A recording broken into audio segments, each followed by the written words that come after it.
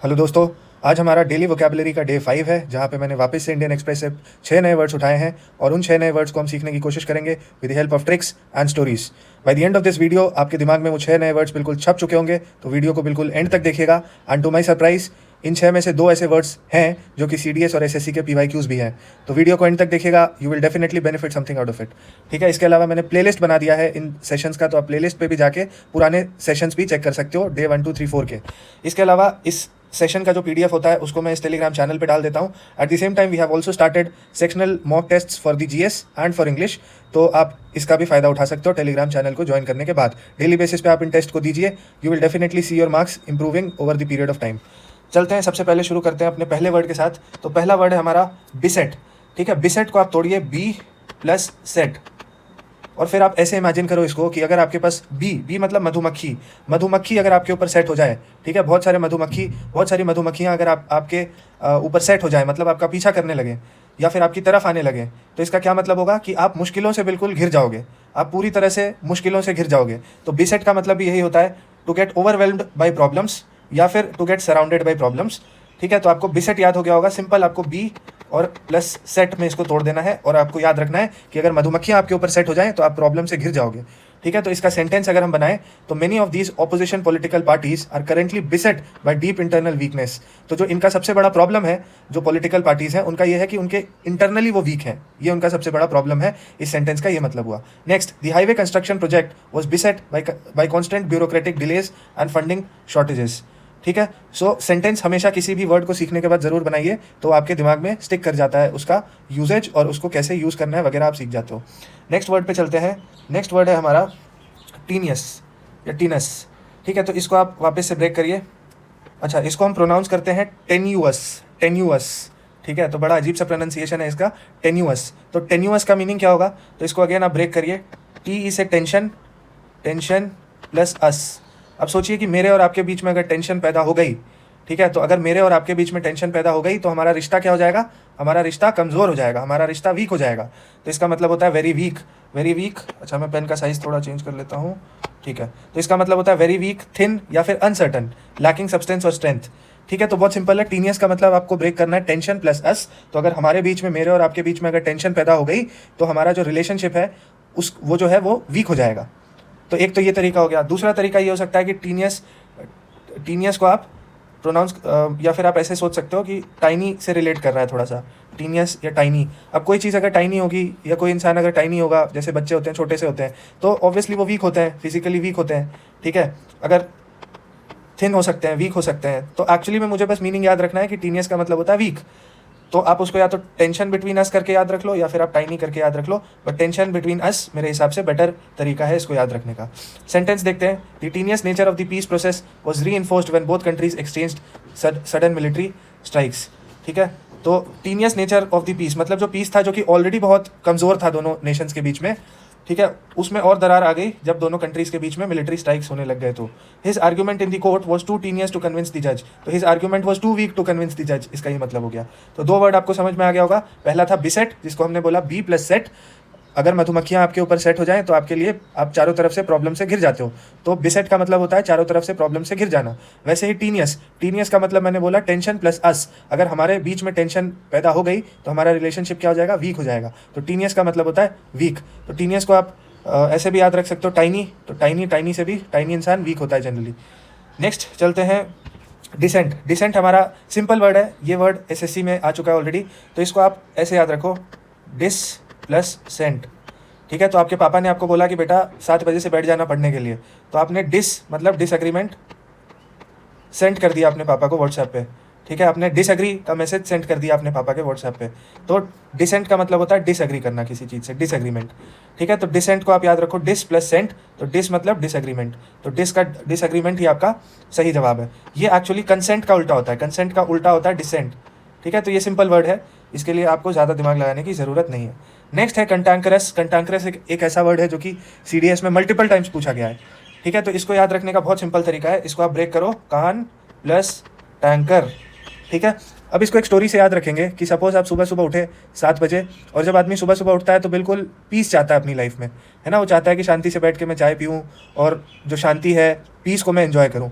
But उसी समय आपके सोसाइटी में नीचे एक पानी का टैंकर वाला आ जाता है और वो बार बार हॉर्न बजा रहा है, प्लस टैंकर चालू है, तो टैंकर बहुत आवाज़ करता है। अगर आपको पता हो तो कोई भी टैंकर होगा तो वो काफ़ी आवाज़ क्रिएट करता है, पैदा करता है अपने सराउंडिंग्स में। तो टैंकर के आने की वजह से आपका पीस हो गया डिस्टर्ब, ठीक है। और अगर आपका पीस डिस्टर्ब होगा तो आप क्या हो जाओगे, आप खराब मूड में आओगे, फिर आप लड़ाई झगड़ा करने लग जाओगे, ठीक है। सो कैंटांकरस का मतलब होता है बैड टेम्पर्ड या आर्ग्यूमेंटेटिव। तो इसको आप ऐसे याद रखो, कान प्लस टैंकर। तो टैंकर वाले ने जब हॉर्न बजाया तो फिर आप नीचे गए, और नीचे जाने के बाद आपने टैंकर वाले से लड़ाई कर ली कि भाई सुबह सुबह उठाऊं, चाय पी रहा हूँ शांति से बैठ के, आप क्यों इतना आवाज़ कर रहे हो, आप क्यों इतना साउंड कर रहे हो, आप क्यों इतना हॉर्न बजा रहे हो, ठीक है। So you have taken up a fight with the tanker वाला, क्योंकि आपको साउंड पसंद नहीं है, ठीक है। तो इसको याद रखिए, कान प्लस टैंकर। तो टैंकर की वजह से आपका कान खराब हुआ तो आपको गुस्सा आया, तो आपने जाके लड़ाई कर ली टैंकर वाले से। तो इसका मतलब होता है कैंटांकरस का मतलब होता है अनकोऑपरेटिव या always ready to pick up a fight. अब यहाँ पे देखिए शॉर्टकट भी लिखा हुआ है, कैंटांकरस। सुबह शांति से उठे और बाहर किसी ने पानी का बड़ा टैंकर खड़ा करके जोर जोर से हॉर्न बजाना शुरू कर दिया। कान के पर्दे फटने लगे, मूड खराब, चिड़चिड़ाहट, झगड़ालू। वही इंसान को हमेशा उसी टैंकर जैसा चिड़चिड़ा हो, वो कैंटांकरस है, ठीक है। मतलब बेसिकली जो मैंने स्टोरी बताई उसी से आप इसको रिलेट कर लेना और याद कर लेना, ठीक है। तो सेंटेंस है, the cantankerous old shopkeeper started shouting at the students just because they stood near his shop gate, ठीक है। तो कैंटांकरस ओल्ड शॉपकीपर मतलब झगड़ालू बूढ़ा शॉपकीपर जो था वो बच्चों के ऊपर चिल्लाने लगा क्योंकि वो बच्चे गेट के शॉप के गेट के बाहर खड़े थे। Next, nobody likes to group study with him because of his highly cantankerous and uncooperative nature. तो चूंकि वो बहुत झगड़ालू किस्म का आदमी था, so nobody wanted to hang out with him, nobody wanted to study with him. तो इसको इस तरह से आप याद रख सकते हो। तो कैंटांकरस का मैंने क्या बोला, कान प्लस टैंकर। टैंकर नीचे आया, आपकी शांति को भंग किया, हॉर्न बजाया उसने, तो आप नीचे गए, आपने झगड़ा किया टैंकर वाले से, आपने बोला कि भाई सुबह सुबह हॉर्न मत बजाया करो। तो इसी को हम बोलेंगे always ready to pick up a fight, या फिर झगड़ालू किस्म का आदमी, बैड टेम्पर्ड आदमी, जल्दी गुस्सा होने वाला आदमी। कैंटांकरस का ये मतलब होता है। नेक्स्ट चलते हैं हम, नेक्स्ट है हमारा डोल्टिश, ठीक है। तो डोल्ट हम बोलते हैं बेवकूफ़ आदमी को, डोल्ट।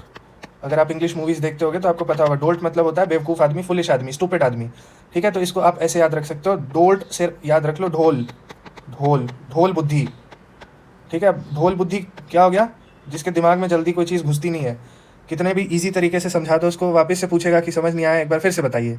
तो इसको हम बोलेंगे ढोल बुद्धि, ठीक है। तो इसको आप ब्रेक करिए, डोल्टिश को आप याद रखिए ढोल बुद्धि से। तो ढोल बुद्धि मतलब सपोज आप लाइब्रेरी में बैठे हो, कोई नया एस्पिरेंट है, उसको आप नेगेटिव मार्किंग के बारे में समझा रहे हो कि इतने क्वेश्चन गलत होंगे तो इतना मार्क्स बनेगा वगैरह वगैरह, और वो बार बार आपसे पूछ रहा है कि नहीं समझ में आया, फिर से बताओ फिर से। तो आपने बोला भाई यार ढोल बुद्धि है क्या, कम समझता है क्या। तो इसी को हम डोल्टिश बोलते हैं, जो धीरे समझता है, जो थोड़ा उसका कॉमन सेंस कम है, थोड़ा स्टूपिड किस्म का आदमी है, तो इसी को हम डोल्टिश बोलते हैं, ठीक है। सेंटेंसेस देख लेते हैं। Wasting the entire day on reels and expecting a top rank in CDS is completely doltish idea. बेवकूफियत वाला आइडिया है। अगर आप सोचते हो कि आप रील्स देखोगे पूरे दिन और एग्जाम निकाल लोगे, so it is a doltish idea. The teacher lost patience after listening to the students doltish excuses for not completing the vocabulary sheet. तो बेवकूफ़ी वाला जो एक्सक्यूज दिया स्टूडेंट ने, उससे टीचर जो थी उसका पेशेंस लूज हो गया, ठीक है। तो डोल्टिश भी मेरे हिसाब से आपको समझ में आ गया होगा। लास्ट है इमोलेट। इमोलेट भी सीडीएस का पीवाईक्यू है, सीडीएस पीवाईक्यू। कैंटांकरस भी सीडीएस का पीवाईक्यू था, ठीक है। तो इमोलेट को आप याद रखो, अम्मा लेट, अम्मा प्लस लेट, या फिर ऑमलेट, ऑमलेट, ठीक है। अम्मा प्लस लेट या फिर ऑमलेट। अब स्टोरी सुनो ध्यान से। स्टोरी बहुत सिंपल है कि आपकी अम्मा बोल लो या मम्मी बोल लो, आपकी मम्मी जो है मार्केट गई हुई हैं, आप अकेले हो घर पे, ठीक है। और मम्मी को आने में थोड़ा सा लेट हो रहा है, तो मम्मी को आने में लेट हो रहा है, आपको भूख लगी हुई है, तो आप चले गए ऑमलेट बनाने, ठीक है। तो अम्मा लेट से आपने क्या रिलेट किया कि आपकी मम्मी मार्केट गई हुई है और उनको वापस आने में लेट हो रहा है। अब चूंकि उनको वापस आने में लेट हो रहा है और आपको भूख लगी हुई है, तो आपने ऑमलेट बनाने की कोशिश की। तो आप किचन में गए, आपने ऑमलेट बनाने का जो प्रोसेस है उसको शुरू कर दिया, और जैसे ही आपने कढ़ाई में डाला या पैन पे डाला ऑमलेट, उसके बाद आप अपने पुराने आदत से मजबूर आप चले गए रील्स देखने। रील्स आप स्क्रॉल करते करते आप भूल गए कि आपने ऑमलेट चढ़ाया था, ठीक है। अब इतने में क्या हुआ कि ऑमलेट जो था वो जल गया, ऑमलेट जल गया, और इतने में मम्मी भी आ गई वापस।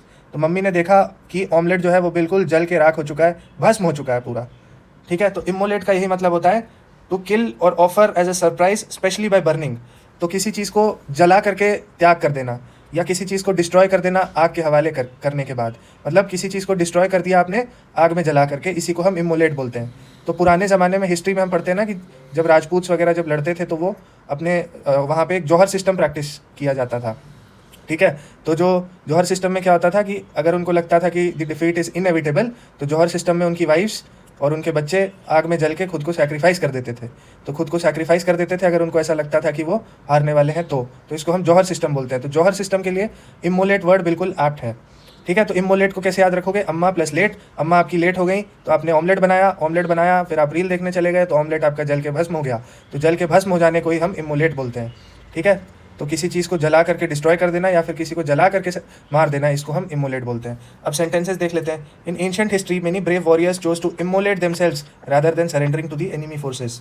ठीक है। तो बहुत सारे जो ब्रेव सोल्जर्स थे, पहले ब्रेव वॉरियर्स थे, वो खुद को जला करके सैक्रिफाइस कर देना पसंद करते थे rather than surrendering to the enemy forces. और second, the monk threatened to immolate himself publicly in protest against the unjust government policies. तो जो मॉन्क था उसने धमकी दी कि मैं खुद को जला लूंगा अगर मेरे मांगों को पूरा नहीं किया गया तो। ठीक है। तो ये आज के 6 वर्ड्स थे। उम्मीद करता हूँ कि आपको 6 वर्ड्स याद हो गए होंगे। नहीं हुए तो भी कमेंट करके बताइए नहीं हुए, हो गए तो भी कमेंट करके बताइए कि हो गए। और प्लीज़ कमेंट सेक्शन में डेफिनेटली कंटिन्यू कमेंट करिए so that we can continue with this series until the exam. ठीक है। मैं चाहता हूँ कि इसको हम एग्जाम तक कंटिन्यू रखें ताकि हमारे पास एक बहुत बड़ा चंक ऑफ वोकैबुलरी रेडी हो जो कि आपको हेल्प करे सिनोनिम्स, एंटोनिम्स और भी जो वोकैब के बाकी सेक्शंस आते हैं उसके लिए। ठीक है। तो प्लीज़ कमेंट करिएगा, लाइक करिए, सब्सक्राइब करिए और शेयर कर दीजिए। And keep preparing, keep pushing, all the best.